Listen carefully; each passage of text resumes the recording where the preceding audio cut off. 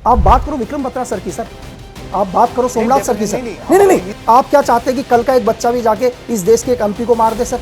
जिस training centre से आया हो ना सर, वहाँ मैंने लिखा हुआ है कि जो आपका सबसे बुरा वक्त हो ना सर, आप उसको अपनी ताकत बना लो। जो अपने देश के लिए काम कर रहा है वो पैसों के लिए कभी काम नहीं करेगा सर। हमारे फ्लैग से बढ़कर कुछ भी नहीं है धरती में सर।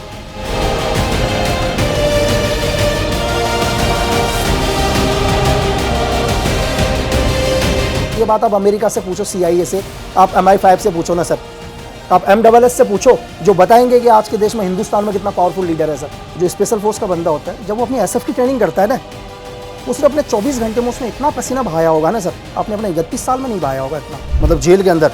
वो हमारे SF में सबसे अच्छा दिन होता है सर।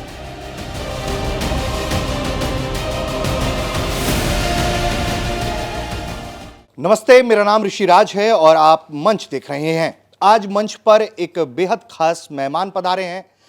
ये प्रधानमंत्री जब मुख्यमंत्री हुआ करते थे गुजरात के, उस वक्त उनके सुरक्षा में तैनात थे।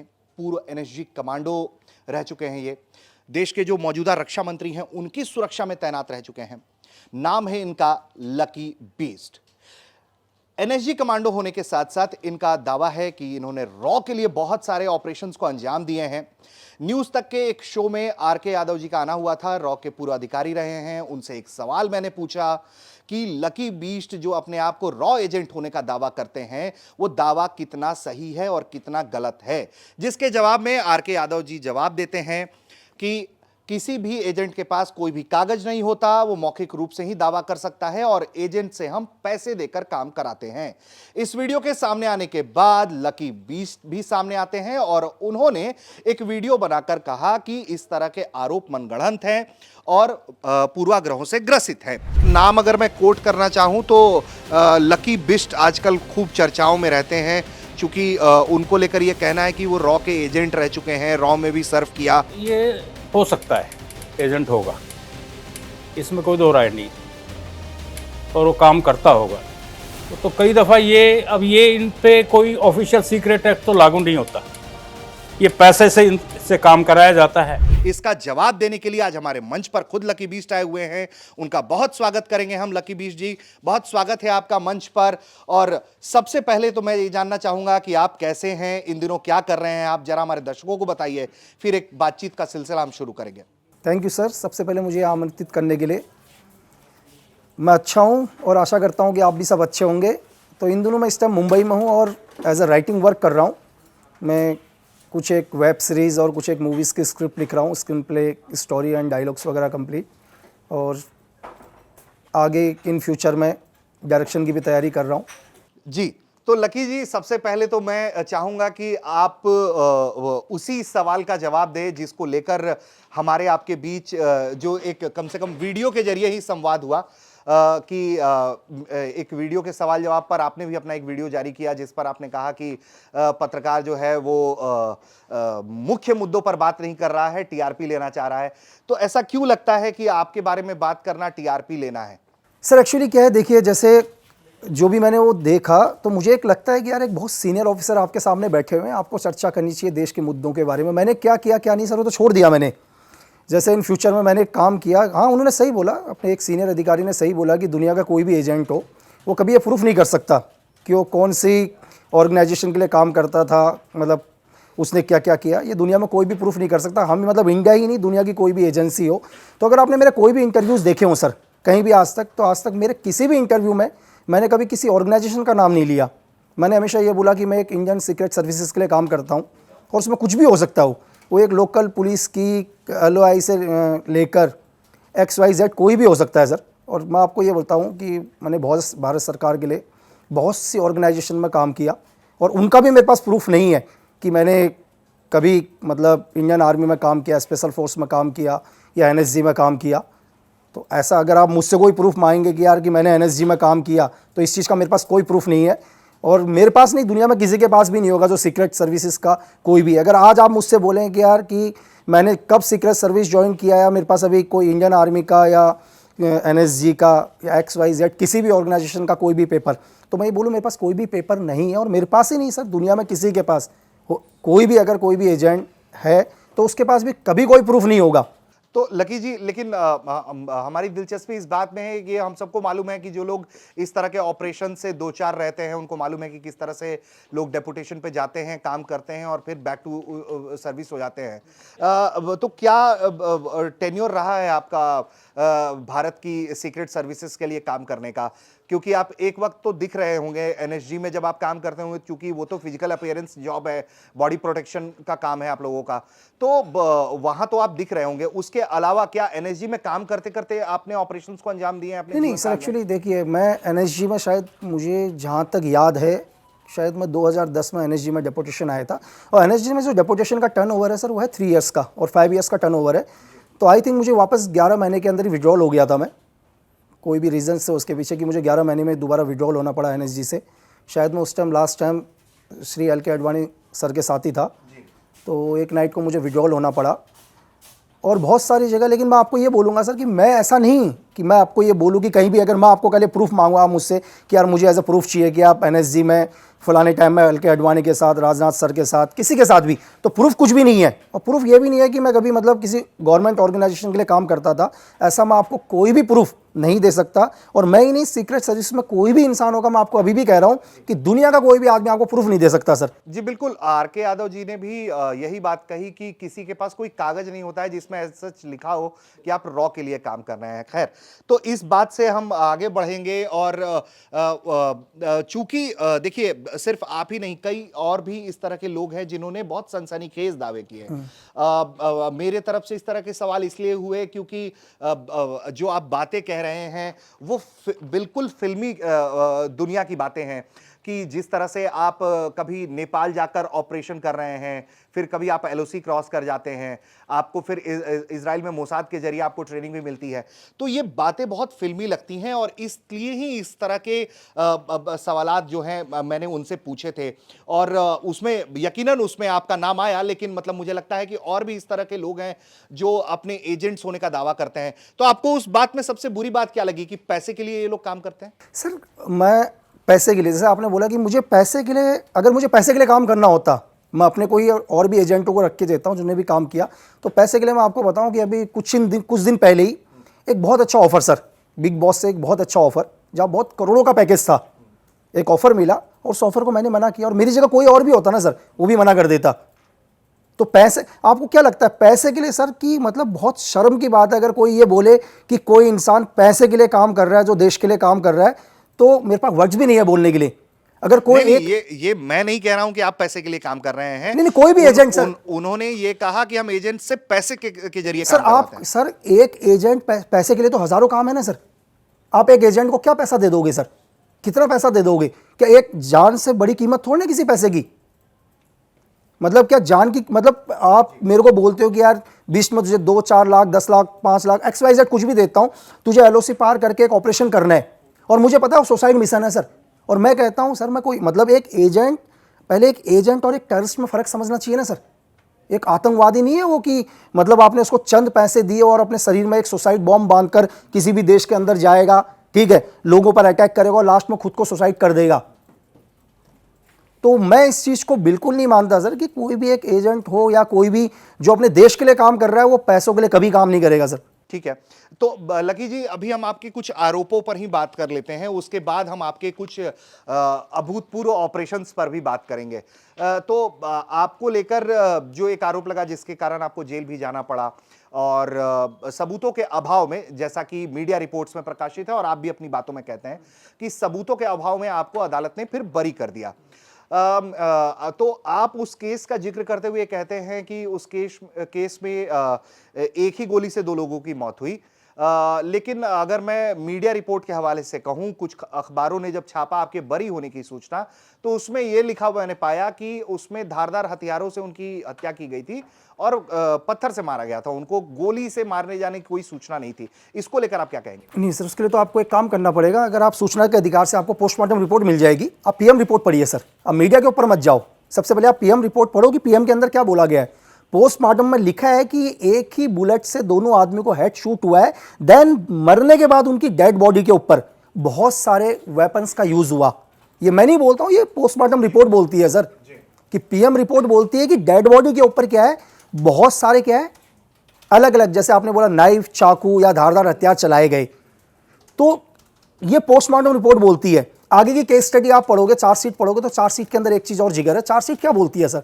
चार्जशीट ये बोलती है कि जिस आदमी ने वो किलिंग करी है ना, ये मैं नहीं बोलता हूं सर, ये चार्जशीट बोलती है कि जिस इंसान ने उन दोनों आदमियों को किल किया, वो ये दिखाना चाहता था कि इसके अंदर बहुत सारे लोग इन्वॉल्व हैं। मतलब ये जो तरीका है, ये किलिंग करने का तरीका, ताकि जब अगर सपोज करो कि किसी भी आदमी की डेथ होती है, तो डेथ, एक बुलेट लगी, दोनों की डेथ हो गई, लेकिन उसने ये बहुत सारे वेपन इसलिए यूज करे बॉडी के ऊपर ताकि वो लोग कानून को ये दिखा सके कि इसमें बहुत सारे लोग इन्वॉल्व हों, इन्वेस्टिगेशन को मिसगाइड करने के लिए।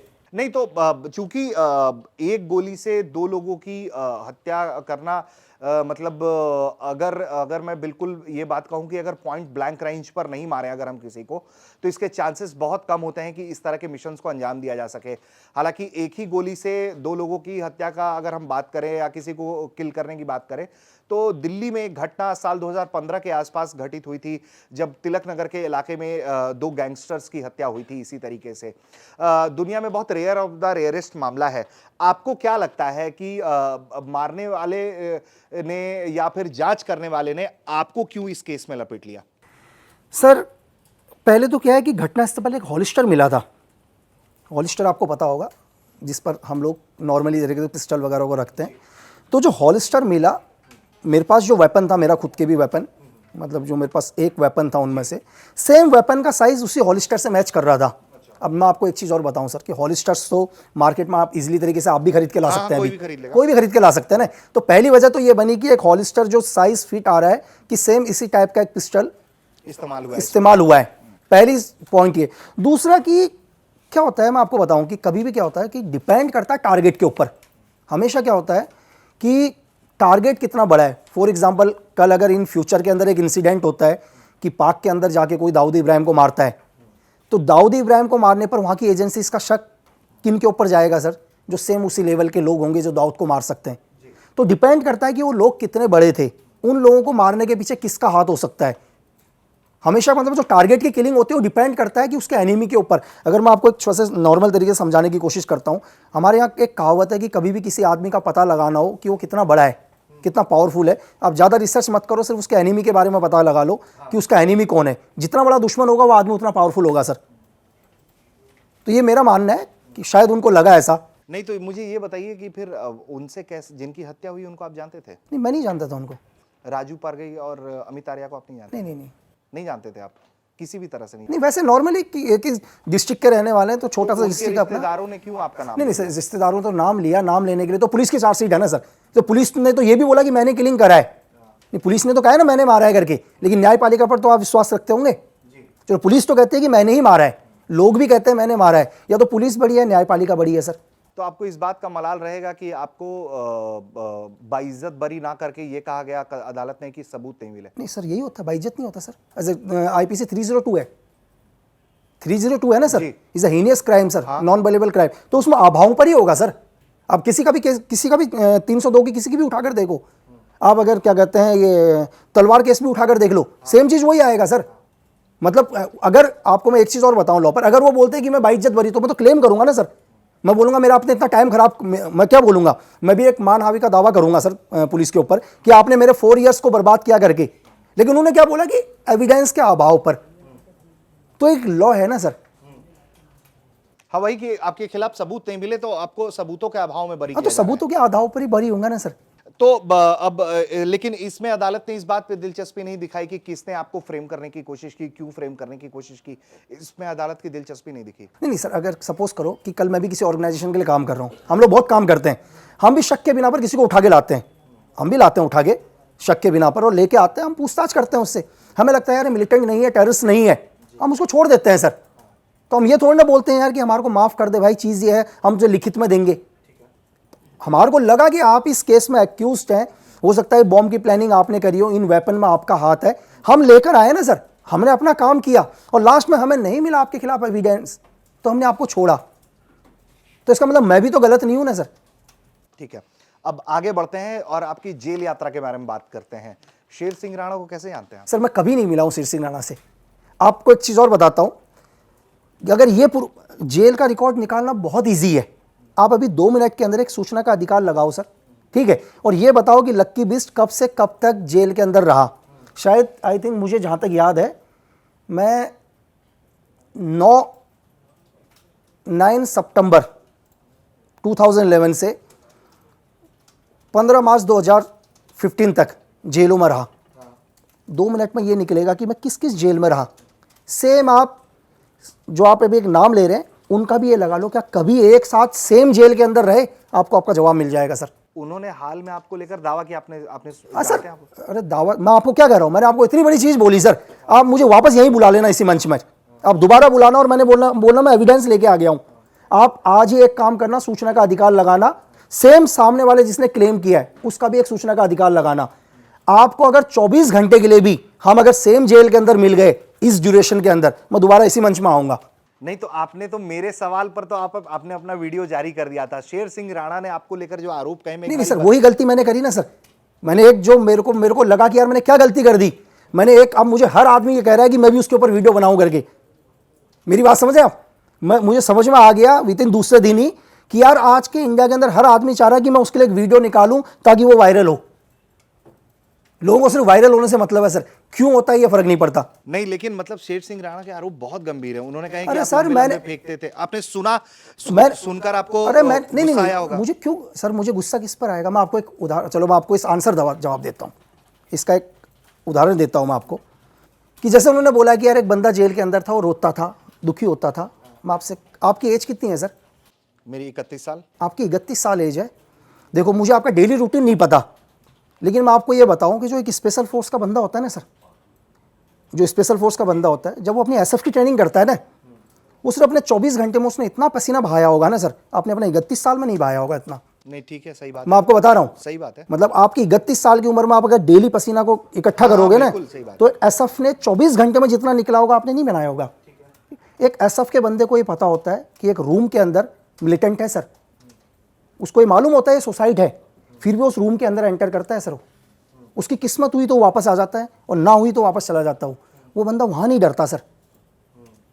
और मैं आपको ये बताऊँ कि जेल का जो सबसे बुरा दिन होगा ना, मतलब मुझे मतलब ये लगाओगे यार जेल का सबसे बुरा दिन, मतलब जेल के अंदर, वो हमारे एसएफ में सबसे अच्छा दिन होता है सर। जेल के अंदर जो आप तकलीफें देते हैं, जो लोग बोलते हैं कि जेल में इतनी तकलीफ है, लेकिन जेल की जो सबसे मुश्किल तकलीफ रही होगी वो हमारे लिए सबसे अच्छा दिन रहा होगा एसएफ के अंदर, कि यार आज हमारे को बहुत मजा आया करके। नहीं तो उन्होंने तो बहुत ऐसे आरोप लगा दिया। आप ठीक है, आप नहीं उस पर बात करना चाह रहे, आप कह रहे हैं कि उनको सर आप फिर नहीं, आप मैं आपको क्या बोल रहा हूँ सर, मैं यहाँ इसलिए आया हूँ, मैं ये चाहता हूँ कि मेरे किसी भी इंटरव्यू, किसी भी पॉडकास्ट से 10 लाख की भी स्टोर हो सर। मेरी बात समझ रहे? मैं यहाँ अगर आया हूँ, आपको मैंने समय दिया है, हम बैठे आधे घंटे, मैं चाहता हूँ यार 10 लाख की भी और आए। ठीक है सर, आप बात करो विक्रम बत्रा सर की, सर आप बात करो सोमनाथ सर की, सर नहीं आप बात करेंगे। नहीं सर आप, मैं आपको क्या बोल रहा हूं सर, आप उन्हें, आप ही हैं सर, आपके कल बच्चे होंगे, फ्यूचर में होंगे आपके बच्चे, आप अपने बच्चे को क्या देखते हैं सर? आपका बच्चा एक क्रिमिनल हो या एक सोल्जर हो सर? नहीं, आप किस रूप में देखना चाहते हैं सर? सोल्जर। अब सोल्जर के रूप, तो हीरो मत बनाओ ना सर। आप क्या चाहते हैं कि कल का एक बच्चा भी जाके इस देश के एक एमपी को मार दे सर? आप ये चाहते हैं सर कि एक एमपी को मार के जेल में जाए फिर आप उसको हीरो बनाओ? सर आप हीरो सोल्जर्स को, जिसने इस देश के लिए काम किया उनको हीरो बनाओ ना सर, आप मत हीरो बनाओ उनको सर। मैं आपसे यही कहना चाहूंगा सर, आप बैठे, आप सर मीडिया आवाज हो देश की सर, आंखें हो, आप जो देख रहे हो दुनिया को दिखा रहे हो सर। नहीं तो ठीक है, मैं आपके जेल अध्याय के बारे में और कुछ जानना चाहता हूं। ये तो शेर सिंह राणा वाला मामला हो गया जिसको, नहीं मैं लास्ट में यही कहूंगा सर, मत बनाओ हीरो उन लोगों को सर, प्लीज नहीं बनाते। तो अब मुझे ये बताइए कि आपकी जेल यात्रा के दौरान आप कभी नहीं रोए, आप कभी परेशान नहीं हुए, कभी हताश नहीं हुए? नहीं सर, देखो वो किताबी बातें ही आप रट कर गए थे कि सत्य जो है वो परेशान नहीं हो सर, सकता है, पराजय नहीं हो नहीं सकता। सर, आदमी देखो, आदमी परेशान होने का मतलब क्या होता है सर? आदमी थोड़ा सा टूटता है, वो मान लिया, मेरी बात समझ, ऐसा दुनिया में कोई भी नहीं है तो हम इंसानी। क्या होता है कि हम लोग एक माइंडसेट बनाकर जाते हैं कि यार हम 2 महीने, 4 महीने, 10 महीने में या साल भर में बाहर आ जाएंगे। एग्जाम्पल के लिए आप एक इनोसेंट, इतना टाइम लगेगा। जैसे टाइम ऊपर जाता है तो इंसान थोड़ा सा क्या होता है, डिप्रेशन होता है, इंसान थोड़ा सा डिप्रेशन में जाता है। तो इसका यह मतलब नहीं सर इंसान रोने लग जाएगा, टूट जाएगा सर। मैं अपनी लाइफ में जहाँ से मैंने शुरू किया है, मैं सीख के आया हूँ सर कि जो आपका बुरा वक्त हो, मैं जिस ट्रेनिंग सेंटर से आया हूँ ना सर, वहाँ मैंने लिखा हुआ है कि जो आपका सबसे बुरा वक्त हो ना सर, आप उसको अपनी ताकत बना लो। और मैं आपको एक चीज़ और बताऊँ सर कि मैं अपनी ऑल ओवर लाइफ के अंदर दुनिया में कभी किससे नहीं डरा सर। कभी नहीं डरे? कभी नहीं, किसी से नहीं सर, अपने पूरे जीवन में। लोग तो माँ बाप के मार डांट से डरते ही हैं। नहीं नहीं सर, अपने फैमिली को मतलब रही फैमिली की बात, तो फैमिली में तो ऐसा है सर, आज भी हम ऊंची आवाज़ में अपने घर वालों से बात नहीं करते। लेकिन जहां मैं आपको क्या बोल रहा हूं कि इस जीवन के अंदर उनके अलावा हम अपने जीवन में कभी किसी से नहीं डरे हैं सर। घर वाले आपके काम के बारे में देखते सुनते हैं तो क्या? नहीं सर, बहुत बहुत सीधे हैं मेरे घर वाले, बहुत ही सिंपल लोग, उत्तराखंड के लोग हैं, पहाड़ के लोग हैं, बहुत सीधे। यहाँ तक कि मैं आपको बताऊं कि अभी जस्ट अपनी लाइफ पर 2 बुक आई हैं सर, 2। तो मेरे घर वालों को तो ये भी, मेरे घर वालों ने तो बुक भी नहीं पढ़ी होगी मेरी, उनके लिए तो वही नॉर्मली यार आई होगी बुक, हज़ारों बुकें होती हैं, क्या फ़र्क पड़ता है। लेकिन आपके जो ऑपरेशंस के बारे में आपके घर वाले कभी सुने उन्होंने कि आपने नेपाल में ऑपरेशन को अंजाम दिया, आपका दावा है कि आप एलओसी क्रॉस करके गए, तो इस तरह की बातें सुनने के बाद घर के वो लोग जिनको आपसे बड़ा लगाव हो, प्रेम हो, जो अपने बच्चे को हमेशा सुरक्षित देखना चाहते हैं, उनका क्या राय रहता है? सर अभी आपने अगर लास्ट मेरा एक स्टेटमेंट पढ़ा हो हिंदू में या किसी दूसरे में, मेरा एक स्टेटमेंट आया था उसमें, और मैंने जस्ट अभी एक कि इसी बुक के ऊपर कुछ बायोपिक बनने वाली है इंडस्ट्री में, तो मेरा एक स्टेटमेंट था कि यार मैं चाहता हूँ कि मेरी बायोपिक कभी मेरी घर वाले ना देखें या मेरी माँ ना देखे स्पेशली। तो उसका मीनिंग ये था सर कि मैं नहीं चाहता कि मेरे घर वाले ये देखें यार हमारे बेटे ने क्या क्या फेस किया। मेरी माँ एक बार जेल में मुझसे मिलने आई है, और दोबारा मैंने बोला था कि मेरी माँ मुझसे मिलने नहीं आनी चाहिए जेल में, मैंने अपने घर वालों को समझाया है ना सर। तो मेरी माँ को तो ये भी नहीं पता होगा कि जेल कैसी है अंदर से। जब भी मैं आया तो बहुत रेडी होके आया कि एक माँ को तो पता चल जाएगा उसका बेटा थोड़ा सा परेशान है, तो मैं ये भी दिखा रहा कि आपका बेटा परेशान नहीं है यहाँ।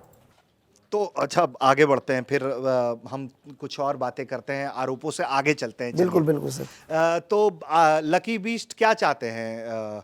उनको भारत कैसे जाने, उनको दुनिया किस रूप में देखें? सर मैं चाहता हूँ कि जो भी यूथ हो, इस देश का जो यूथ है सर, मुझे लग रहा है 2025 में हम सबसे ज़्यादा यूथ होगा हमारे देश वर्ल्ड में। मैं चाहता हूँ हमारा यूथ इस पूरे देश को रिप्रेजेंट करे सर। जो मैं कहना चाह रहा हूँ समझे सर, कि उन्हें यह समझ में आए कि देश से बढ़कर दुनिया में कुछ भी नहीं है, हमारे फ्लैग से बढ़कर कुछ भी नहीं है धरती में सर।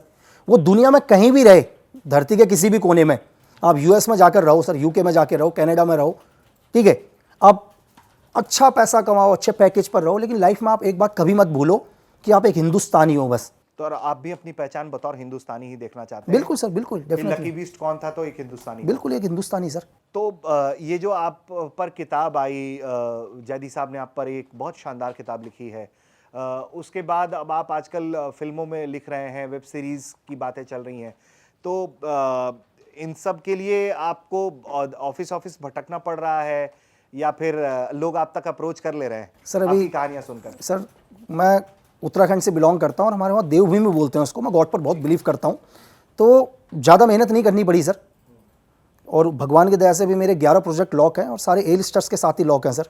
अच्छा, बिल्कुल। तो आपके ऊपर भी जो बायोपिक बन रही है वो वही कंपनी बना रही है जिसने सचिन की बायोपिक बनाई है? नहीं सर, जिन्होंने सचिन की बायोपिक पब्लिश करी थी, सेम पैरामाउंट साइमन सुस्टन ने ही मेरी दोनों बुक पब्लिश करी हैं, raw hitman 1 and raw hitman 2। ठीक है, ये बुक के राइट्स पैरामाउंट्स के पास है, साइमन सुस्टर्स के पास, और इसके audio video rights S Hussain Zaidi sir ने किसी बड़े ए लिस्टर प्रोडक्शन हाउस ने ले लिए। तो इन दोनों बुक के ऊपर जल्दी से आपको एक मतलब देखने को मिलेगी सर। सीरीज देखने को मिलेगा सर, डिपेंड करता है प्रोडक्शन हाउस क्या चाहता है सर। लकी बीस्ट क्या चाहते हैं? नहीं सर, मैं तो मेरी बड़ा तरफ पर्दा या फोन का स्क्रीन? नहीं ऐसा कुछ नहीं सर, आजकल तो पूरी दुनिया डिजिटल पर ही है सर। तो आप फोन की स्क्रीन चाहते हैं? चलिए आगे बढ़ते हैं इससे। और तो लकी जी, थोड़ा एनएसजी ऑपरेटिव्स के बारे में हम जानना चाहेंगे आपसे। प्रधानमंत्री की भी सुरक्षा में आप तैनात रहे हैं। आपकी एक बहुत पुरानी तस्वीर देखी है हमने प्रधानमंत्री के साथ। आप राजनाथ सिंह की भी सिक्योरिटी में रहे, उसके कई सारे हमने क्लिप्स भी देखे हैं जो आपने बताया है। तो आज के दौर में जिस प्रधानमंत्री नरेंद्र मोदी को आप स्क्रीन पर देखते हैं, उसी नरेंद्र मोदी को बतौर मुख्यमंत्री आप जानते थे या कोई ये अलग इंसान है बतौर नेतृत्व, बतौर तौर तरीका, बतौर सिक्योरिटी प्रोसीजर्स? सर मैं ये कहूँगा कि मैं शायद 2011 में जब वो गुजरात के सीएम हुआ करते थे, उनके पास एनएसजी कवर थी, तब मैं उनके साथ डिप्लॉय था। तो एक बेहतरीन लीडर सर जो इस देश को चाहिए वो आज इस देश को मिला है, और मैं जितने टाइम भी उनके साथ रहा, शायद मुझे जहाँ तक है या तो मैं 90 डेज़ या 91 डेज़ उनके साथ रहा, मैंने उन्हें कभी छुट्टी में नहीं देखा सर। कभी भी नहीं। मतलब मुझे नहीं पता वो कब सोते थे, लेकिन जब भी मतलब मैंने कभी, जब मैं 90 डेज़ मैंने कोई संडे नहीं देखा, कोई मंडे नहीं देखा। मैंने आपको एक चीज़, आपने मेरा इंसिडेंट सुना होगा कि मैं 1 घंटे के लिए उनके साथ गया था, एक छोटा सा अहमदाबाद में एक प्रोग्राम था, और उस 1 घंटे के प्रोग्राम के बाद मुझे पता चला कि हमें बाहर जाना है, और हम 17 दिन तक बाहर ही रहे सर। 17 डेज़ तक मैं एक ही ड्रेस में रहा। मुझे 1 घंटे के लिए गया था मैं, मुझे सिर्फ ये पता था कि अहमदाबाद में एक प्रोग्राम है सर का, बस सर को घर से लेके सीएम हाउस से दोबारा, क्योंकि एनएसजी ओनली क्या है, मोबाइल सिक्योरिटी में रहती है, घर से लेके घर से वापस जॉब करने तक की। तो 1 घंटे के प्रोग्राम के हिसाब से मैं भी एक ही ड्रेस में आया, जैसे अभी आया हूँ। तो एक ही अपना एक छोटा सा इवेंट है यहाँ पर, मतलब पॉडकास्ट, तो वहीं से हम लोग निकले, और मैं आपको बता रहा हूँ कि मैं 17 दिन के बाद वापस आया हूँ। तो यही चीज़ सेम मोदी सर के साथ भी थी ना सर। उनको भी नहीं पता था कि इस प्रोग्राम के बाद उन्हें कहीं जाना है। अगर पहले से पता होता तो हमारे पास पहले से पूरा लॉग बुक मेंटेन होता हमारा कि कल का प्रोग्राम क्या है, नेक्स्ट दिन का प्रोग्राम क्या है, पूरा प्रोग्राम। तो सडनली कहाँ गए आप लोग? मतलब पूरा इंडिया टूर, पूरा मतलब हमने स्टार्ट किया। हम सबसे पहले हमने गुवाहाटी से, न्यू जलपाईगुड़ी से, पूरा साउथ, केरल। तो 17वें दिन हम वापस आए हैं सर। तो एक जो मुझे अभी लगा, और मुझे चेंजिंग में कुछ नहीं लगा सर, वर्क के काम में मुझे कोई चेंज नहीं लगा। और देखो दुनिया तो बात करती है, लोगों का काम है कहना सर। लेकिन आपको वो ताकतवर नेता, अरे सर आज मुझे उनसे ताकतवर नेता आज बता दो सर। आप ताकतवर पूछ रहे हैं सर, ये बात आप अमेरिका से पूछो, CIA से, आप MI5 से पूछो ना सर, आप MSS से पूछो, जो बताएंगे कि आज के देश में, हिंदुस्तान में कितना पावरफुल लीडर है सर। अच्छा ये बताइए फिर कि सीक्रेट सर्विसेज को लेकर आपने काम किया है, आपको मालूम भी होगा, और जो बंदा ऑपरेशंस में रहता है उसको डेफिनेटली हमारे जैसे लोगों से बहुत फर्स्ट हैंड इंफॉर्मेशन होता है, बहुत ज्यादा इंफॉर्मेशन। नहीं सर बिल्कुल सर, मेरी बात सुनिए। AC कमरे में रहकर बहुत आसान है सर बोलना। आपको न्यूज़ चाहिए सर, मैं अभी 31 में मैं छुट्टी ले रहा हूँ 2-4 दिन, आप मेरे साथ घूमने चलो सर। आपको दुनिया की इतनी न्यूज़ मिल जाएंगे, आपका 1 साल पूरा भर जाएगा सर। आप चलने की तो हिम्मत करो मेरे साथ। कहाँ ले? मैं नॉर्थ ईस्ट मणिपुर जा रहा हूँ ना सर। अच्छा, न्यू ईयर में मणिपुर जाना है। हाँ, मेरी पेरेंट्स बटालियन भी वहाँ है, जहाँ मैं कभी रहा हूँ उनके साथ, तो मैं हर बार न्यू ईयर उनके साथ मनाता हूँ सर। तो आपको इतनी न्यूज़ मिल जाएंगी सर, 1 साल तक का कोटा फुल। लेकिन मैं आपसे कह रहा हूँ कि AC कमरे में बात करना बहुत ईजी है सर, बहुत आसान। कभी उस ग्राउंड के हालात पर जाए ना सर लोग, हमें कहना बहुत आसान है कि सिचुएशन क्या चल रही है, क्यों हो रहा है। कभी उनसे बात तो करें सर ग्राउंड पर जाकर। मैं डेली टेलीविजन चलाकर देखता हूं सर, मैं भी टीवी देखता हूं। मुझे 24 घंटे में 2 घंटे न्यूज़ नहीं दिखती सर नॉर्थ ईस्ट की। ऐसा क्या रीज़न है सर? नहीं तो मैं इसी पर, अब चूंकि आपने ये जिक्र किया तो मैं आ गया इस सवाल पर।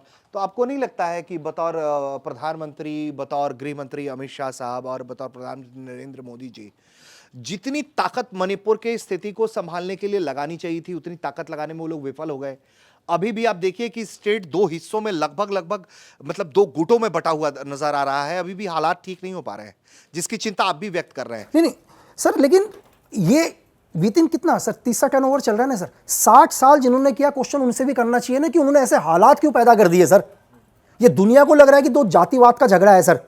मतलब दुनिया के अंदर एक ही चीज चल रहा है, जो जातिवाद, कुकी, मैती है ना, नागा, एक जातिवाद का। लेकिन रियल झगड़े के ऊपर जाओ ना सर आप, ग्राउंड के हालात क्या है रियल झगड़ा लकी बीस्ट की नजर? नहीं, मेरी नजरों के अंदर जो पूरा झगड़ा है सर, ड्रग्स का झगड़ा है। अगर आपने गोल्डन ट्रायंगल सुना हो, जिसमें मणिपुर बहुत बड़ा हिस्सा है सर गोल्डन ट्रायंगल के बनने के पीछे, ठीक है। और जितने भी मतलब हिल्स के ऊपर जितना भी लोग रह रहे हैं, उनका टोटल टर्नओवर किसका है सर? ड्रग का। अगर आप बड़ी बात कह रहे हैं सर, मैं आपसे बोल रहा हूं ना सर, मैंने मणिपुर में रहा हुआ हूं सर, बहुत नजदीकी से देखा है उसको, बहुत मतलब ऐसा नहीं है कि मैं आपको यहां से बोल रहा हूं, मैं रहा हुआ उनके साथ। अभी अगर मणिपुर के अंदर अभी अगर रिकवरी देखी हो, चाहे आर्मी ने वहां रिकवरी, आपने उन्हें कौन से वेपन यूज करते हुए देखा सर? जो वेपन कभी उनके पास थे ही नहीं। कोई ना कोई तो है जिन्होंने उनको ये वेपन दिए सर। 2 ग्रुपों के बीच में झगड़ा करवाना बहुत ईजी है, ठीक है। ये 2 लोग आएंगे और 4 मैती के लोग मार देंगे, नाम किसके ऊपर लगा देंगे? कुकी के ऊपर। 4 कुकी के लोग मार देंगे, नाम किसके ऊपर लगा देंगे? मैती के ऊपर। कोई ना कोई तो है जो नहीं चाहते मणिपुर में शांति हो। ये हमारी गवर्नमेंट तो नहीं है ना सर, मतलब हम तो नहीं है ना, हमारी प्रेजेंट गवर्नमेंट है जो चाहती है कि मणिपुर में शांति ना हो, लेकिन कोई ना कोई दुनिया में है जो नहीं चाहती शांति हो। इसके पीछे रीजन क्या है सर? किसी को कोई जातिवाद से फर्क नहीं पड़ता, लेकिन कौन है जो नहीं चाहता कि मणिपुर शांत रहे और ये ड्रग्स का धंधा खत्म हो? के पीछे ड्रग लॉर्ड्स हैं, ड्रग लॉर्ड। और उनके पीछे कौन है सर? कोई ना कोई तो देश होगा उनके पीछे। किस देश को आप देखते हैं? नहीं सर, अब मैं देखो, मैं डायरेक्ट तो नाम नहीं बोलूंगा, लेकिन कोई ना कोई तो है सर। ठीक है, तो आपको लगता है कि इसको कैसे ठीक किया जा सकता नहीं है? ठीक होगा सर। सेना को फुल हैंड देना चाहिए? देखो या क्या होना चाहिए? नहीं सेना को तो फुल हैंड, एक्चुअली मैं आपको बताऊं सर, देखो ऑपरेशंस में क्या होता है, दो प्रॉब्लम्स होती है हमारे को ऑपरेशन में। एक होता है डायरेक्ट ऑपरेशन, एक इनडायरेक्ट तरीके से ऑपरेशन। अगर आप मुझे 2 ऑपरेशन करने को दो, अगर मुझे डायरेक्ट ऑपरेशन करने के लिए दो, सेम सर्जिकल स्ट्राइक बालाकोट या म्यांमार के ऊपर, हमारे लिए बहुत ईजी है सर। हम लोग जाते हैं, है ना, हमारे पास पूरा आर्टी सपोर्ट होता है, एवरीथिंग सब कुछ होता है सर। हमारे पास ओनली जो मिलिटेंट के हाइड आउट वगैरह टोटल लोकेशन, हम जाते हैं डायरेक्ट तरीके से ऑपरेशन करके वापस आ जाते हैं सर। इसमें इतनी प्रॉब्लम नहीं है सर। प्रॉब्लम इनडायरेक्ट ऑपरेशन में हमारे को बहुत प्रॉब्लम है सर। यहां पर क्या है, कुछ एक मिलिटेंट, कुछ एक इंसर्जेंट लोग सिविलियंस के बीच में घुस गए हैं सर, जिनको ढूंढने में टाइम लगेगा सर। जो हमारी जो फोर्स है या हम जिस पर बिलीव करते हैं सर, हम चाहते हैं कि कोई भी इनोसेंट ना मरे सर। बेशक एक मिलिटेंट निकल जाए वो चलेगा, हम उसे कभी ना कभी ढूंढ के मार लेंगे सर। एक मिलिटेंट की लाइफ ज़्यादा नहीं है, ज़्यादा 6 साल सर, 6 ईयर के अंदर वो मरेगा ही मरेगा, लेकिन उसके चक्कर में इनोसेंट ना मरे। सेम सिचुएशन मणिपुर में प्रॉब्लम हो रही है, क्योंकि बहुत सारे इंसर्जेंट क्या हो गए हैं, वो सिविलियंस के बीच में घुस गए हैं। मेरी बात समझे सर। कुछ एक मैते के साथ मिल चुके हैं, कुछ एक कुकी के साथ मिल चुके हैं, उन्हीं के साथ उनके हमदर्द मिलकर, तो उनको फाइंड आउट करने के लिए आर्मी को बहुत दिक्कत पड़ रही है सर। और सिचुएशन में क्या होता है, जब किसी के लोग मरते हैं ना सर, और उसके बीच में अगर कोई भी आदमी, कोई भी एक एंटी एलिमेंट्स आके थोड़ा सा हमदर्दी दिखा दे, उतना लगता है। और सिचुएशन बाद में समझ में आता है। उनको ये समझ में नहीं आ रहा कि जो आपको ये हमदर्दी दिखा रहा है ये कौन है। दिखने में उनका जैसा ही है।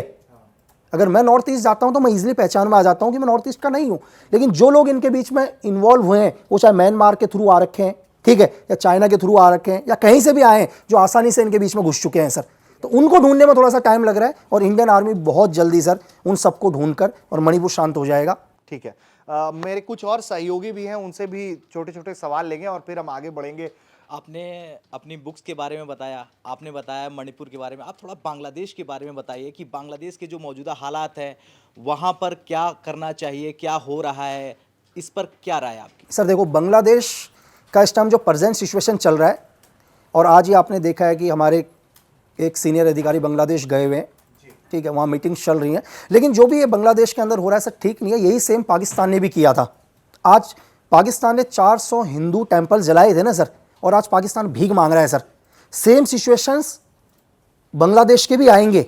अगर बांग्लादेश इस पर नहीं रुका, जो आप पाकिस्तान का हाल देख रहे हैं वही बांग्लादेश का भी हाल होगा सर। क्योंकि बांग्लादेश को ये नहीं भूलना चाहिए कि जो हिंदुस्तान है उसके बाप का भी बाप है ना सर, ठीक है, हमने उसको बनाया है सर। मैं आपके यही मन से कह रहा हूँ, इनकी जनरल टीका इनको जूते की नोक पर रखता था सर, ठीक है, इनके घर में घुस के मारा, लाखों की किलिंग्स कराई सर। इनको लग रहा है कि बांग्लादेश इन्होंने बनाया है सर, बांग्लादेश बनाया इंडियन आर्मी ने सर, ठीक है, मतलब इंडियन आर्मी की बदौलत आज बांग्लादेश बना, और ये हमको ही वो दिखा रहे हैं सर। लेकिन जिस तरीके से अभी हमारे जो विक्रम मिस्री गए हुए थे, उनके वापस आने के बाद फिर बांग्लादेश का बयान आता है कि हमारे आंतरिक मामलों में हस्तक्षेप मत करो, इसको कैसे देखते? नहीं सर, ये तो मेरी बात सुनिए ना सर। मैं आपको दिक्कत, आपको हिंदुस्तान से, यार आपने शेख हसीना को चुना ना सर, आपने चुना है ना सर, हमने तो नहीं बोला। आप बोलते हो कि यार हम शेख हसीना को हम सपोर्ट करते थे, अगर हम सपोर्ट करते तो आज भी वो चेयर में होनी चाहिए थी ना। आपने सपोर्ट किया भाई, आपका इंटरनल मामला है, हमारे को कोई मतलब नहीं है, लेकिन आप हमारे हिंदूज को नुकसान मत पहुंचाओ। हमारे को आपके इंटरनल जो भी आपकी पॉलिटिक्स है उसमें इंटरफेयर नहीं कर रहे हैं हम, लेकिन अगर आप हमारे किसी भी हिंदू को नुकसान पहुंचाओगे तो हमें बोलना पड़ेगा यार। ठीक है, लेकिन जिस तरीके से बांग्लादेश में इस वक्त पाकिस्तान कहीं ना कहीं दोस्ती का हाथ ज़्यादा बढ़ाया जा रहा है, और बांग्लादेश की तरफ से भी पाकिस्तान दोस्ताना संबंध हो रहे हैं दोनों देशों के बीच, उस पर क्या आपको लगता है, क्या ये ज़्यादा देर टिक पाएगा? नहीं, बहुत जल्दी जो सिचुएशन पाकिस्तान की हो रही है बांग्लादेश की होगी यार, ठीक है। जो सिचुएशन मैं आपको बताऊं, जो भी इनके फादर हैं पीछे, इनके फादर ने जिससे भी दोस्ती करी वो आज बर्बाद है यार। आप उठाकर देख लो, चाहे पाकिस्तान से दोस्ती करी, श्रीलंका से दोस्ती करी, अब बांग्लादेश से दोस्ती कर रहे हैं, नेपाल से दोस्ती कर रहे हैं, जहां जहां ये लोग घुसे वो बर्बाद हुए हैं वो लोग। तो सिचुएशन क्या है, थोड़ा सा टाइम लगता है हालात को समझने में, लेकिन बांग्लादेश को भी ये नहीं भूलना चाहिए कि उनके 2 करोड़ शरणार्थी यहीं पर हैं यार हिंदुस्तान में। और मैं तो आपके मन से इंडियन गवर्नमेंट को बोलूंगा कि उनको लात मार के वापस उनके देश भेजना चाहिए। अच्छा, आपने बहुत बड़ी बात बोली। थोड़ा सा हम घूमते हैं, अफगानिस्तान की तरफ जाते हैं। तालिबान की सत्ता है, आपने कभी अफगानिस्तान में कोई ऑपरेशन किया है? यार ये तो मैं नहीं बता पाऊंगा कि मैंने कभी अफगानिस्तान में किया, लेकिन अगर आप तालिबान के बारे में जानो जी, देखो, अगर आप सर, तालिबान को जन्म किसने दिया सर? तालिबान को जन्म देने वाला कौन था? CIA जन्म देने वाला था। सर मैं किसी गवर्नमेंट के ऊपर नाम नहीं लगाऊंगा, मैं अमेरिकन गवर्नमेंट की बात नहीं कर रहा हूं, मैं बात सिर्फ एक एजेंसी की बात कर रहा हूं, मैं बात कर रहा हूं CIA की। जब USSR ने जब अफगानिस्तान के ऊपर अपनी आर्मी भेजी तो उनको पैदा करने वाला ही CIA था, चाहे इनडायरेक्ट तरीके से ऑपरेशन साइक्लोन चलाया था उसने, पाकिस्तान ने उसमें हेल्प करी। और पहली बार किसको तैयार किया सर? पहली बार लाइफ में पहली बार जिहाद का नाम, मुजाहिदीन का नाम इसी CIA ने दिया। और लास्ट में चाहे उसी तालिबान ने USSR को भी बैकफुट फेंका। 22 साल अमेरिका दुनिया की सबसे पावरफुल 2 देशों को बैकफुट फेंक चुका है सर। ठीक है, कुछ लोग कहते हैं कि पाकिस्तानी जो मंत्री हैं और तमाम लोग कहते हैं कि भारत के रॉ एजेंट आए और हमारे देश में जो भारत के आतंकवादी मोस्ट वांटेड होते हैं उन्हें मार के चले जाते हैं। तो उस पर क्या कुछ कहना है? क्या इसमें कोई सच्चाई है या नहीं है? यार देखो, जो भी सीक्रेट सर्विस, दुनिया की किसी भी सीक्रेट सर्विस ने काम किया होगा, और अच्छी बात है यार, अगर मैं आपसे एक चीज़ पूछ रहा हूँ, आपके घर को कोई नुकसान पहुँचाएगा, आपकी खुद की फैमिली को नुकसान पहुँचाएगा, आप क्या करोगे यार? नहीं, अगर मैं आपसे ये पूछ रहा हूँ कि आपके घर के अंदर आकर कोई आपकी फैमिली को नुकसान पहुँचा के मार के चला जाए, सपोज करो दिल्ली में आप हो, वो दिल्ली से UP चला जाए, बिहार चला जाए, आप उसको माफ़ कर दोगे? तो यार कोई हिंदुस्तान को नुकसान पहुंचाएगा, वो दुनिया के किसी भी कोने में जाएगा, अगर वो मर रहा है, उसको किलिंग कर रहे हैं, शूट आउट हो रहा है, तो अच्छी बात है ना सर। ठीक है, दाऊद इब्राहिम नाम बड़ा है, क्या दाऊद इब्राहिम और लॉरेंस बिश्नोई ये 2 नाम है, क्या ये फिट बैठते हैं एक साथ? नहीं सर, नहीं मालूम इस बारे में। देखो, दाऊद इब्राहिम मर भी जाएगा तो पाकिस्तान की गवर्नमेंट उसको फिर भी 10 साल तक जिंदा रखेगी। उसके पीछे भी रीज़न है, 2 रीज़न है, क्योंकि पाकिस्तान कभी बोलता ही नहीं है कि यार दाऊद उनके वहाँ पर है। पहला रीज़न तो ये है, अगर कल दाऊद मर गया तो पाकिस्तान तो बोल नहीं सकता ना दाऊद मर गया, क्योंकि फिर पाकिस्तान इंटरनेशनल लेवल पर क्या जवाब देगा यार कि दाऊद इब्राहिम तुम्हारी धरती में था। पहला रीज़न ये। और दाऊद इब्राहिम को पाकिस्तान या ISI, मैं आता हूँ ISI के ऊपर, हम पाकिस्तान को नहीं बोलते हैं, ISI पाकिस्तान दाऊद को क्या देखते हैं? एक बिजनेस के रूप में। मेरी बात समझ रहे हो? क्योंकि दुनिया में जो भी इलीगल बिजनेस चल रहा है, चाहे मिडिल ईस्ट में चल रहा हो, चाहे एशिया के अंदर चल रहा हो, कोई भी, उसका बहुत बड़ा फंडिंग दाऊद के थ्रू किसको मिलता है? ISI को मिलता है। ठीक है, अगर कल दाऊद मर जाता तो ISI फिर भी उसको जिंदा रखेगी, क्योंकि उसको उस बिजनेस को कंटिन्यू चलाना है। अगर लोगों को यह पता चलेगा कि दाऊद मर गया, जो बिजनेस के उसके नीचे के लोग थे वो टाइमली पैसा नहीं पहुंचाएंगे वहां तक, तो ISI उसको मरने के बाद भी 10 से 15 साल जिंदा रखेगी। ये दुनिया को कभी पता ही नहीं चलेगा कि दाऊद इब्राहिम मर गया।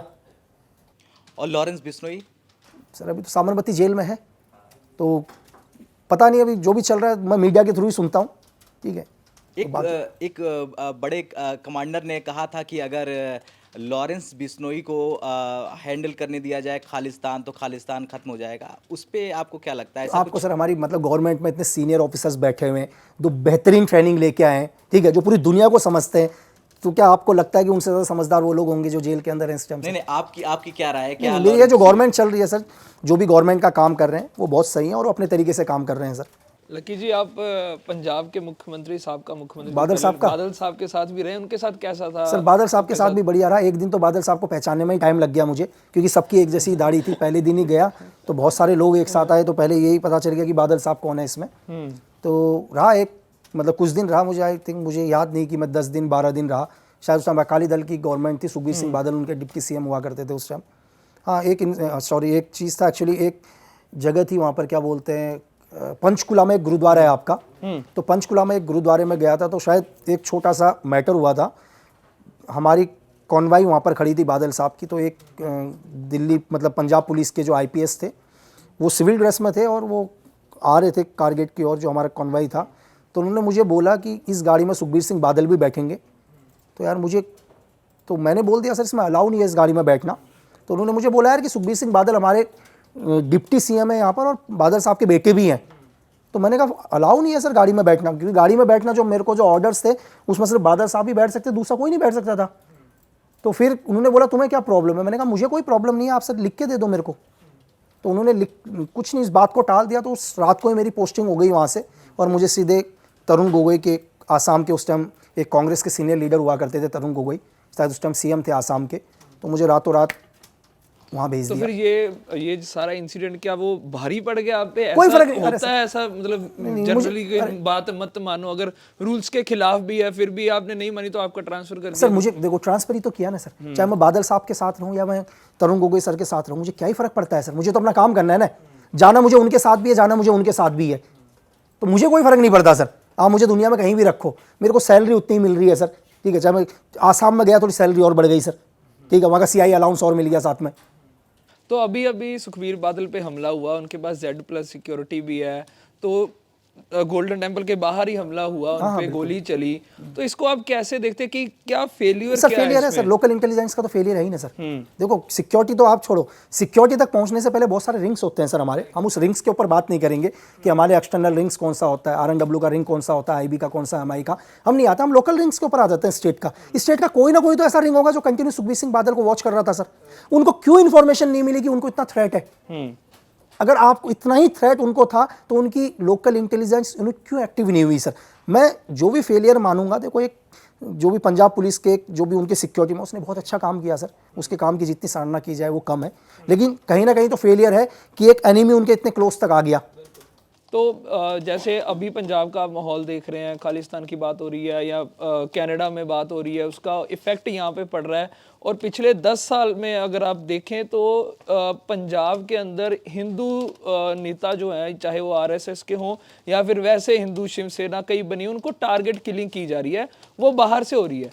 तो इन चीज़ों पे क्या आप समझते हैं कि जैसे एजेंट वहाँ पे भी काम कर रहे हैं या करते हैं, तो उनकी इन्फॉर्मेशन यहाँ तक पहुँचने में देरी हो जाती है या फिर यहाँ पहुँचती है और आगे काम नहीं हो पाता? नहीं सर, एक्चुअली क्या होता है, देखो ऐसा नहीं कि एजेंट हमारे ही होते हैं सर, एजेंट तो हर दुनिया मतलब हम अगर ये बोलें कि यार हम सुपर हैं, या हम बोल दें कि CIA सुपर है, मोसाद सुपर है, XY, देखो हर आदमी अपना काम कर रहा है सर। इस दुनिया में मैं आपको ये बताऊं कि इन्फॉर्मेशन, दुनिया की सबसे महंगी चीज़ इन्फॉर्मेशन कलेक्ट करने से ज़्यादा खतरनाक पता है क्या है सर? गलत इन्फॉर्मेशन आपको ना मिल जाए। फॉल्स इन्फॉर्मेशन सबसे खतरनाक है दुनिया में। एक एजेंसी क्या करती है, आप तक वो इन्फॉर्मेशन पहुंचाएगी जो चाहती है आपको मिले। आपको लगेगा, मुझे लक्की बिस्ट को लगेगा कि मैं एक इन्फॉर्मेशन लेके आया हूं, मेरी बात समझ, वो इन्फॉर्मेशन मुझे मिली नहीं होगी, वो इन्फॉर्मेशन मुझ तक पहुंचाई होगी, वो ज्यादा डेंजर है। और रही खालिस्तान मूवमेंट की बात सर, आज भी किसी हिंदुस्तानी को कोई मतलब नहीं है खालिस्तान मूवमेंट से। आज भी जितने भी सिख है वो सारे हिंदुस्तान के साथ हैं सर। एक छोटे से कुछ एक लोग जो एंटी एलिमेंट्स लोग हैं, वो एक विदेशी धरती में बैठकर, और उनको कोई प्यार नहीं है खालिस्तान से। एक बिजनेस है सर, पैसा मिल रहा है उनको, मेरी बात समझ, एक बिजनेस है कि तुम खालिस्तान मूवमेंट करो, तुम्हें फंडिंग मिलेगी। कल उनको फंडिंग मिलना बंद हो जाए, वो खालिस्तान मूवमेंट नहीं चलाएंगे सर। आज जो हिंदुस्तान के अंदर जो आप देखते हैं ना, डेली गवर्नमेंट्स के खिलाफ धरना लगा के बैठते हैं, इनको आप पैसा देना बंद कर दो, अपने घर से नहीं निकलेंगे। मेरी बात समझ रहे हैं? इनको सिर्फ पैसा मिलता है तब ये रोडों के ऊपर बैठते हैं और इनोसेंट लोगों को अपने साथ लेके आते हैं। ये तो घर से निकलने से पहले भी 10 बार अपने ड्रेस चेक करते हैं, सर मैं मीडिया में सही आऊंगा या नहीं आऊंगा। लकी, आपने कांग्रेस और बीजेपी दोनों के वक्त पर काम किया है, क्या अंतर देखा है? कौन बेहतर आपको लगा है? किससे ज्यादा फ्री हैंड मिला है? अपना अनुभव बताइए। मैम बिल्कुल प्रेजेंट गवर्नमेंट ने दिया है ना मैम। मैं आपको एक एग्जांपल बताऊं, कुछ दिन पहले मतलब नेक्स्ट जो पिछला हफ्ता बीत गया, मेरा दोस्त मुझसे मिलने आया दिल्ली में और मुझे बोला यार कि थोड़ा सैड था वो, और जेन के पोस्टिंग है उसकी। मैंने कहा तू सैड क्यों है? बोला गवर्नमेंट चले गई यार। एक सोल्जर से पूछो ना मैम, आप ऑल आउट ऑपरेशन चल रहे हैं ना आर्मी को। इससे पहले मैम आप एक चीज़ बताइए कि NSA तो सेम ही थी ना, हमारी नेशनल सिक्योरिटी तो सेम ही चल रही थी। अब 2014 से पहले इस देश का हाल, इस देश के ब्लास्ट देख लीजिए मैम। अब 2014 के बाद आप देख लो ना क्या हुआ इस देश के अंदर। सेम सोल्जर भी सेम है मैम, हमारी नेशनल सिक्योरिटी भी सेम है, ठीक है। आज डोभाल साहब वहां पर बैठे हुए हैं। आज इस देश को कितना कंट्रोल किया हुआ है मैम? आपने कहाँ आज सुन लिया इस देश के अंदर कि आज ताज जैसा इंसिडेंट हो रहा है, आज अक्षरधाम जैसा इंसिडेंट हो रहा है, आज हमारे सोल्जर्स के सरों को निकाल के लेके जा रहे हैं। तो गवर्नमेंट ने तो पावर दी है ना मैम, प्रेजेंट गवर्नमेंट ने बिल्कुल पावर दी और बोला है कि जो भी एंटी इंडिया है, इस देश के अंदर आने की कोशिश कर रहा है, उसको ठोको। पूरी पावर दी है मैम। आज कश्मीर के कोई बच्चा आज क्यों नहीं पत्थरबाजी कर रहा है मैम? कौन सी गवर्नमेंट थी इसने 370 को हटा दिया मैम? लोगों को लगता था कि यार कश्मीर में जाने से पहले लगता ही नहीं था हम इंडिया में जा रहे हैं करके। आपने डोभाल साहब का भी नाम लिया, बहुत वायरल होते हैं वो, उनके बारे में बहुत चर्चा होती है। आप उन पर क्या कहेंगे? मैम इस हमारे देश के लिए उनका बहुत बड़ा योगदान रहा है और आगे भी उनका योगदान रहेगा। मतलब बहुत चीज़ों के लिए, अगर आप सिक्किम से लेकर ऑपरेशन ब्लू स्टार से लेकर, इस देश के लिए उन्होंने बहुत बड़ा योगदान दिया है मैम। अच्छा, जिस हिसाब से पूरे हमने इंटरव्यू में देखा आप बात कर रहे हैं, कई लोग ये भी कह सकते हैं कि आप कहीं ना कहीं प्रेजेंट गवर्नमेंट की वकालत भी कर रहे हैं। उन आरोपों पर आप क्या कहते हैं? नहीं मैम, मुझे पॉलिटिक्स से कोई मतलब नहीं है। मैंने प्रेजेंट गवर्नमेंट के लिए नहीं, मुझे एक लीडर अच्छा लगता है मैम। मैं ये नहीं कहूंगा कि इस गवर्नमेंट में, ये गवर्नमेंट में 100% अच्छे लोग हैं। मैं ऐसा बिल्कुल नहीं बोल रहा हूं कि सबके सब लोग अच्छे हैं। मुझे 1% लीडर अच्छा लगता है मैम, मैं बात उसकी कर रहा हूं। और मुझे किसी गवर्नमेंट में कोई, मैंने आपको बोला कि मैं पॉलिटिक्स से बहुत दूर रहता हूं मैम। ठीक है। और मुझे भी ऐसा नहीं है, मैं ये नहीं कहूंगा कि कांग्रेस के अंदर सभी बुरे लोग थे मैम। मुझे कांग्रेस के अंदर एक लेडी मैम, पावरफुल लेडी, जिसने 2 हिस्से कर दिए इस देश के। आप नाम लेकर बिल्कुल खुल के मैम, बता इंदिरा गांधी जी 2 हिस्से कर दिया ना मैम, पाकिस्तान को अलग कर दिया बांग्लादेश से। इतना बड़ा डिसीजन मैम, आप सोच भी नहीं सकते। मुझे वो लीडर अच्छी लगती थी मैम, ऐसा नहीं है कि मैंने आपको बोला कि मुझे उसके कुछ एक लीडर्स पसंद नहीं थे। मैं बात पूरी गवर्नमेंट की नहीं कर रहा हूं, मैं 100% एनडीए गवर्नमेंट की बात नहीं कर रहा हूं, मैं बीजेपी गवर्नमेंट की बात नहीं कर रहा हूं। बट मुझे अभी प्रेजेंट टाइम में जो लीडर बैठे हैं वो लीडर मुझे अच्छे लगते हैं, और मुझे लगता है कि एक पावरफुल लीडर है जो डिसीजन लेते हैं मैम। आज के दौर के और कौन से नेता आपको अच्छे लगते हैं? कांग्रेस पार्टी से कोई अच्छा लगता है आज के दौर का नेता? मैम अभी तो कांग्रेस पार्टी से प्रेजेंट टाइम में तो मेरे दिमाग में बस वही लीडर है जो अच्छे नहीं लगते हैं। अच्छे लगने पर आज आपने बोला तो मैं 100% सोचूंगा कि यार कौन से लीडर मुझे अच्छे लगने चाहिए थे कांग्रेस के, डेफिनेटली। नहीं, आज के दौर में राहुल गांधी है, प्रियंका गांधी की संसद में एंट्री हुई, कोई पसंद है इनमें से आपको? मैम मुझे गांधी परिवार में से अभी प्रेजेंट टाइम में तो पसंद नहीं है मैम। अब इसको ट्रोल ना कर देना मैम, लेकिन कोई फर्क नहीं पड़ता, कर भी दोगे तो। लकी जी, इस बातचीत को अब हम खत्म करने की दिशा में थोड़ा बढ़ते हैं। और तो मुझे पहले तो आप यही बताइए कि एक बातचीत जो हमारे सहयोगी आपसे पूछ रहे थे, जिनको लेकर आप कह रहे थे कि फंडिंग ना मिले तो लोग सड़कों पर बैठना बंद कर देंगे, तो ये जो किसान आंदोलन और ये सब आप देख रहे हैं देश के अंदर, आपको लगता है कि इसके पीछे किसी फंडिंग का? हाँ सर, देखो मैं 100 के 100 लोगों को गलत नहीं बोल रहा हूँ, उसमें है लोग जिनके साथ मतलब जिनको लगता है यार सर, अगर आप मुझसे पूछो, मेरे से पूछो यार दुनिया में मेरे लिए सबसे मुश्किल काम क्या है, मैं सोच में पड़ जाता हूं कि यार मैंने एजेंसी के लिए काम किया वो ज़्यादा मुश्किल था, या एक जो मेरे गांव में जो लोग खेती करते हैं वो मुश्किल था। मुझे नहीं पता चल पाता, मुझे लगता है उनका काम मुझसे मुश्किल था। वो पूरे साल भर खेती करते हैं सर, उनकी खेती खत्म हो जाती है सर, कुछ नहीं मिल पाता, कभी बरसात से कभी तूफान से। तो मुझे नहीं लगता कि एक किसान से ज़्यादा मुश्किल काम इस दुनिया में किसी का होगा सर। लेकिन जो लोग प्रोटेस्ट कर रहे हैं वो सही है, उनके पीछे जो लोग हैं वो गलत हैं सर। कुछ एक मतलब ऐसा नहीं है कि 100% कुछ लोग इस दुनिया में, मैं ये कह रहा हूं कि बोलने के तरीके हैं ना सर। देखो आप अपनी बात रखो, आप लोकतंत्र में हो सर, आपको बात रखने का पूरा अधिकार है सर। आपको इस देश को नुकसान पहुंचाने का अधिकार नहीं है सर। आपको बात रखनी है सर, आप बिल्कुल फ्रीली बात रखिए, आप ये गवर्नमेंट आपकी बात सुनेगी सर। लेकिन अगर आप इस देश को नुकसान पहुंचा रहे हैं, यहां की संपत्ति को नुकसान पहुंचा रहे हैं सर, वो गलत है। ठीक है, अब आगे बढ़ते हैं। अच्छा मुझे ये बताइए, चूंकि आपने तो सीक्रेट सर्विसेज के लिए काम किया हुआ है और इस दौरान आदमी कई तरह की एजेंसीज के संपर्क में आ जाता है, सिर्फ अपने देश में ही नहीं, भारत के अलावा भी कई देशों के संपर्क में आ जाता है। सो ऑन उसके रीजन है, मैं ये नहीं कह रहा हूं कि मिली भगत के लिए, सो ऑन रीजन है, लोगों को अपने इनपुट्स निकालने होते हैं। मुझे ये बताइए कि दुनिया की 5 अगर सबसे बेस्ट सीक्रेट सर्विसेज आपसे पूछा जाए, कौन कौन सी लगती है आपको, किसका नाम लेंगे आप? सर मैं MSS का नाम लूँगा, CIA का नाम लूँगा, मुसाद का नाम लूँगा, MI5 का नाम लूँगा, हमारी RNW का नाम लूँगा सर। ISI को आप नहीं मानते हैं ताकतवर? सर ISI सर रहमो करम पर पल रही है सर, कल एड फंडिंग बंद कर दे CIA सर। सर देखो जब तक पाकिस्तान के अंदर जब तक आर्मी रूल्स होगा सर, जब तक पाकिस्तान के अंदर आर्मी रूल्स होगा, पाकिस्तान कभी डेवलप नहीं कर पाएगा सर। ऐसा नहीं है कि पाकिस्तान की आवाम नहीं चाहती कि आज मैं आपको ये बोल रहा हूं कि आज आप अनाउंस कर दो पाकिस्तान की धरती पर कि जो हिंदुस्तान आना चाहे आ जाओ, सर 95% लोग हिंदुस्तान आ जाएंगे मोदी साहब जिंदाबाद कहते हुए। वो 5% वहीं रह जाएंगे जो वहां की आर्मी है सर। मैं ये कह रहा हूं कि जब तक पाकिस्तान की आर्मी का कंट्रोल पाकिस्तान में है, वो कभी तरक्की नहीं कर सकती, पाकिस्तान कभी डेवलप नहीं हो सकता सर। क्योंकि जितना भी फंड आने हैं वो पाकिस्तान की आर्मी के पास आता है सर। टोटल दुनिया से कोई भी फंडिंग आएगी पाकिस्तान आर्मी के पास आएगी। पाकिस्तान के आर्मी के ऑफिसर्स दुनिया के सबसे रिचेस्ट ऑफिसर होंगे सर पूरी दुनिया में। आप उनके पैसे चेक करो ना सर, 10-10 हज़ार करोड़ के मालिक सर। दुनिया की कौन सी आर्मी है सर? लकी जी एक सवाल था मेरा आपसे, जैसे हम फिल्मों में देखते हैं है ना कि एजेंट जा रहा है दूसरी कंट्री में, ये वो हनी ट्रैप भी होते हैं ऐसे, जैसे फिल्मों में दिखाते हैं ना कि दूसरे देश की लड़की आ गई, एजेंट को मतलब ऐसे हनी ट्रैप में ले लिया, कि ऐसा सीन कभी देखा आपने, आपके साथ कुछ ऐसा हुआ हो? सर हम हिस्ट्री से उठा के देखते हैं, इतिहास हिस्ट्री उठा के देख लो सर, विश्वामित्र से लेकर ये तो आगे तक चलता रहेगा ना सर। कि हनी ट्रैप आपकी लाइफ में नहीं होता सर, आपकी लाइफ में भी तो एक लड़की आती है नॉर्मली तरीके से, फिर वो वापस चली भी जाती है ना सर। स्टार्टिंग में तो आप उसको बहुत अच्छे लगते हो सर, और कुछ दिन के बाद आपका नंबर भी ब्लॉक कर देती हो। सेम सिचुएशन है ना, चाहे जो भी उसके कुछ दिन तक वो आपके साथ रही, आपकी गर्लफ्रेंड रही, बाद में एक्स गर्लफ्रेंड हो गई, बाद में आपने उसको ब्लॉक ही कर दिया, उसने आपको ब्लॉक कर दिया, ठीक है। आप बोलते भी यार नहीं यार मेरे से गिफ्ट भी लेके चले गई थी, मैंने एक आईफोन भी उसको गिफ्ट कर दिया था। आप उसको आईफोन दे सकते थे, आपने आईफोन गिफ्ट कर दिया। उस लेवल पर उस लड़की को जो चाहिए होगा, उस मेरी बात समझ रहे हैं, उसका टारगेट चेंज हो जाएगा सर। वहाँ उसको आईफोन नहीं चाहिए, वहाँ उसको दुनिया की सबसे महंगी चीज़ चाहिए, वो कुछ भी हो सकती है सर।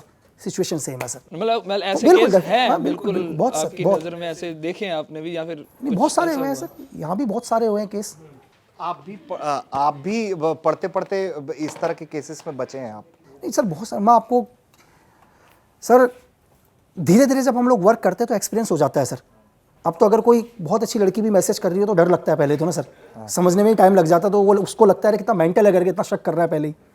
तो वो मतलब धीरे धीरे प्रोसीजर में आप आओगे तो डाउट भी होता है ना कि मुझे कैसे मैसेज कर सकती है ये? डेफिनेटली सर, 100 मतलब मैं आपको अगर कोई आपको मतलब नॉर्मली तरीके से भी मैसेज कर रहे हो तो तभी आपको शक हो जाएगा सर। तो वो आप धीरे धीरे हैबिट में आ जाते हो, आप वैसे ही बन जाते हो सर। अच्छा, तो आपने MIS की बात की, तमाम एजेंसियों की बात की, चाइना की एजेंसी आपको सबसे ताकतवर क्यों लगती है? सर आपने चाइना ताकतवर है या नहीं, आप बताओ सर। है? ताकतवर है ना। दुनिया को अगर कोई ताकतवर बनाता है तो उसकी एजेंसी सर। मैं आपको एक चीज़ बताऊं, दुनिया को आपको लगता है गवर्नमेंट चला रही है सर, अकेली अमेरिका की CIA ने इस दुनिया में लगभग 59 to 60 देशों की सरकार गिराई है सर। आज तक कभी आपने MSS के ऑपरेशंस नहीं सुने सर, कभी नहीं सुने आज तक। क्या ऑपरेशन नहीं करते सर? जानकारियां बहुत कम उपलब्ध है, बहुत कम उपलब्ध है ना सर। तो आप समझ सकते हैं कि कितने पावरफुल होंगे वो लोग कि आज तक उनका कोई ऑपरेशन आपको नहीं पता चल पाया। मैं आपसे क्या कहना चाह रहा हूं सर? जी बिल्कुल, मैं समझ कि दुनिया का सबसे डेंजर, देखो दुश्मन कौन है सर मेरे लिए, अगर आप मुझसे पूछोगे लक्की बिस कि सबसे खतरनाक दुश्मन कौन है जिसके बारे में मुझे इंफॉर्मेशन नहीं, वो मेरे लिए सबसे खतरनाक दुश्मन है सर। ठीक है। अब मुझे ये बताइए, चूंकि बंदूकों से भी आपकी मोहब्बत, मैं आज के दौर में भी पूछूंगा तो और कोई भी मतलब जो एजेंट बंदा हो या कमांडो रहा हो तो उसकी बंदूक उसके लिए हमेशा उसके महबूबा की तरह उसके साथ रही है। तो 5 पसंदीदा बंदूक आपकी? सर 9mm पिस्टल लगा लो सर, सबसे पहले सब प्रेफरेंस में। बिल्कुल बिल्कुल एकदम सर, बिल्कुल वो 9mm में आपका। कोई भी XYZ, आप चाहे ग्लॉक ले लो, कोई भी ले लो सर। आप ब्राटा ले लो, उसको मैं कहीं भी इजीली तरीके से ले जा सकता हूँ सर। ठीक है, उससे ऊपर आप MP5 के अंदर आ जाओ सर। ठीक है, चाहे MP5 ले लो, MP5K ले लो, कोई भी। आप AK मेरे लिए बेस्ट सर, AK-47। और मुझे नहीं लगता कि इस धरती में AK से ज़्यादा दुनिया में कोई वेपन बिका होगा सर। ठीक है, हाँ सही बात है, बिल्कुल सही। आज अगर आप हिस्ट्री उठाकर देख लो, उसके बाद आप M16 के ऊपर आ जाओ। मुझे M सीरीज़ भी बहुत पसंद है। और last Dragunov sir, 7.62 mm Dragunov sniper, my best sir. Sniper में आपको वो ड्रैगनो माई बेस्ट सर। अच्छा, ठीक है। तो एक आखिरी सवाल बस आपसे इस मंच को ख़त्म करने से पहले, कि बतौर एजेंट, बतौर कमांडो, सब कुछ किया जीवन में, निजी जीवन से लेकर प्रोफेशनल लाइफ तक के बीच में क्या ऐसा छूट गया जिसको लेकर बहुत गम रह गया जीवन में? बहुत सारी चीज़ें सर लाइफ के अंदर। बहुत कम लोग टच में रहे, दोस्त बिल्कुल ना के बराबर हैं, क्योंकि ज़्यादातर कभी एक जगह रहे ही नहीं सर। जब ट्रेनिंग में थे कुछ एक दोस्त बने, उसके बाद हम कभी नहीं मिले। ऑपरेशंस में गए, जिस भी ऑर्गेनाइजेशन के साथ या जिस कवर ID में रहे, दोस्त बने, फिर हम कभी दोबारा नहीं मिले। कभी NSG डेपोटेशन आए, कभी आर्मी डेपोटेशन आए, दोस्त बने जीवन में, फिर हम कभी दोबारा नहीं मिले। तो अगर आप लाइफ के अंदर कुछ चीज़ पाते हैं तो आपसे बहुत कुछ ईश्वर छीन लेता है सर। इसका मलाल भी रहता होगा हमेशा। कि कोई दोस्त रहता तो। हाँ होता है सर, कई बार। मैंने आपको क्या बोला सर कि जो हमारे को लगता है कि दुनिया में हमसे बहुत प्यारा है, वही हमसे छीन जाता है। और आपको पता है कि आप बिल्कुल सही हो, आप अपनी जगह, सामने वाला भी सही है सर। आप सामने वाले को भी दोष नहीं दोगे, वो अपने पॉइंट ऑफ व्यू से सही है, जो देख रहा है उसको वो चीज़ दिखाई दे रही है, लेकिन मैं भी अपनी जगह सही हूँ सर। ठीक है। तो लकी जी, आपने वक्त दिया हमारे इस मंच पर, आपका बहुत बहुत हम धन्यवाद कहेंगे। और हम आपका आखिरी रिमार्क चाहेंगे, बतौर मंच पर बैठने का आपका ये अनुभव कैसा रहा? मुझे बहुत अच्छा रहा सर। मतलब आपने इतना सम्मान, इतनी रिस्पेक्ट दी और आपने अपना कीमती समय दिया, और इसके लिए बहुत बहुत थैंक्स। और मैं चाहूँगा सर कि जो भी इसका निकले सार, मैं एक ही चीज़ चाहूँगा, जो यूथ है वो यही समझे कि इस देश में देश से बढ़कर कुछ भी नहीं है, फ्लैग से ऊपर कुछ नहीं होता सर। ठीक है, बहुत धन्यवाद आपका लकी जी, हमसे बातचीत करने के लिए।